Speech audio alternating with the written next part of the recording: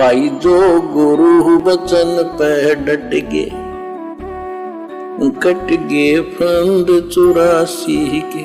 तो भाई और बहनों, ये पवित्र पुस्तक जो परम पूज्य परमेश्वर इबादई कबीरा सतगुरु रामपाल जी ने धरती पे प्रकट होकर लिखी है, पूरे विश्व के मुसलमान समाज के लिए, उनको सच्चे खुदा और सच्ची इबादत की जानकारी देने के लिए।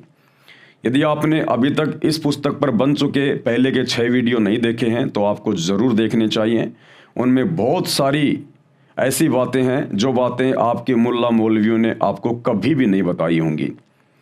तो उन वीडियो को देखे बिना आप जी आगे की वीडियो नहीं समझ पाएंगे।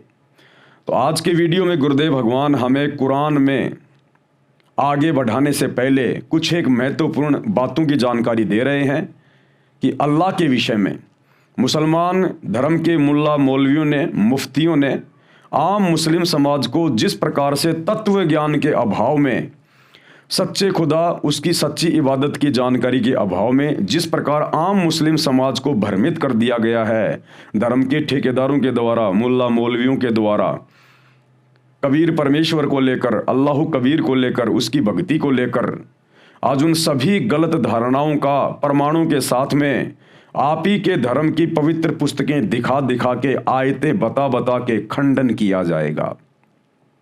और समझदार को संकेत ही काफ़ी होता है। और जब तक शंकाओं का समाधान नहीं होगा तब तक आप भक्ति नहीं कर पाओगे।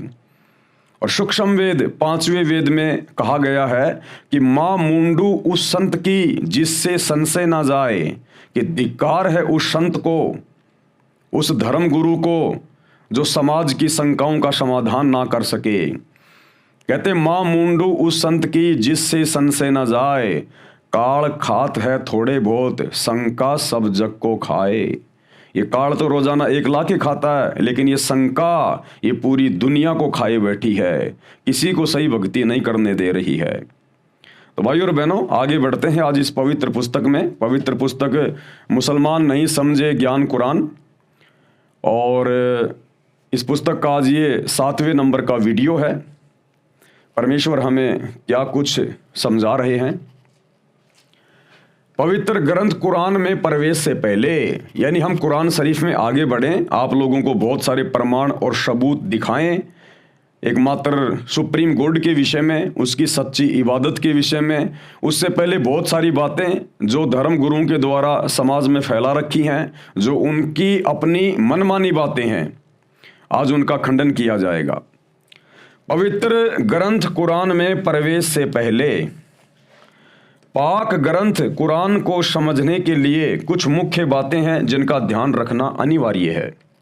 नंबर 1, कुरान मजीद का ज्ञान नाजिल करने वाले खुदा ने, यानी शैतान ने, कुरान शरीफ या कुरान मजीद का ज्ञान हज़रत मोहम्मद जी पर नाजिल किया था। शैतान ने, हिंदू धर्म में जिसको काल कहते हैं, उसने अपने नबी ए करीम मोहम्मद वसल्लम को सृष्टि की उत्पत्ति करने वाले अल्लाह के विषय में संपूर्ण जानकारी नहीं दी, क्योंकि शैतान को स्वयं नहीं पता उस कबीर अल्लाह के विषय में, उसकी सच्ची इबादत के विषय में। तो भला अपने नबी हज़रत मोहम्मद को वो शैतान, वो काल कहाँ से पूरी जानकारी उपलब्ध करवा देता। और जब नबी हज़रत मोहम्मद को सृष्टि की उत्पत्ति के विषय में पूरी जानकारी नहीं है, तो भला कुरान शरीफ और कुरान मजीद में पूरी जानकारी कहाँ से मिल जाएगी, और कहाँ मुसलमान धर्म के मौलानाओं और आम मुस्लिम भाई बहनों के पास में होगी। इसका प्रमाण है सूर फुरकानी 25 आयत नंबर 59 में लिखा है कि हे मोहम्मद, अल्लाह ने सारी कायनात को 6 दिन में उत्पन्न किया, फिर आसमान में तख्त सिंहासन पर जा बैठा। उसकी खबर यानी संपूर्ण जानकारी किसी बाखबर यानी जानकार यानी तत्वदर्शी संत से पूछो।